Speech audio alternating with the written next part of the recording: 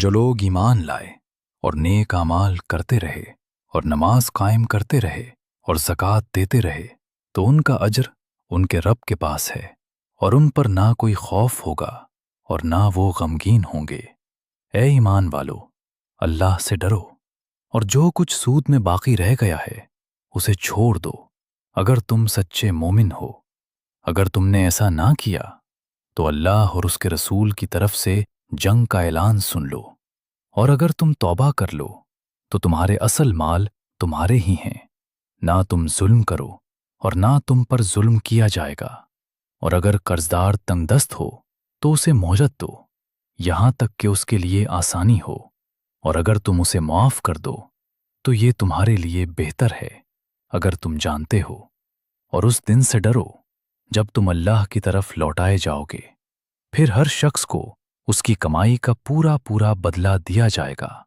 اور ان پر ظلم نہیں کیا جائے گا۔ اے ایمان والو، جب تم آپس میں کسی معینہ مدت کے لیے قرض کا لین دین کرو تو اسے لکھ لیا کرو، اور تم میں سے ایک لکھنے والا انصاف کے ساتھ لکھے، اور لکھنے والا لکھنے سے انکار نہ کرے۔ جیسا کہ اللہ نے اسے سکھایا ہے اسے لکھنا چاہیے، اور وہ شخص جس پر حق ہے وہ بول کر لکھوائے، اور اسے اپنے رب اللہ سے ڈرنا چاہیے اور اس میں سے کچھ کم نہ کرے۔ اور اگر وہ شخص جس پر حق ہے نادان یا کمزور ہو یا بول کر لکھوانے کی طاقت نہ رکھتا ہو تو اس کا ولی انصاف کے ساتھ بول کر لکھوائے، اور اپنے مردوں میں سے 2 گواہ بنا لو۔ اور اگر 2 مرد نہ ہوں تو 1 مرد اور 2 عورتیں ایسی گواہ ہوں جن سے تم راضی ہو، تاکہ اگر ایک بھول جائے تو دوسری اسے یاد دلائے، اور گواہ جب بلائے جائیں تو انکار نہ کریں۔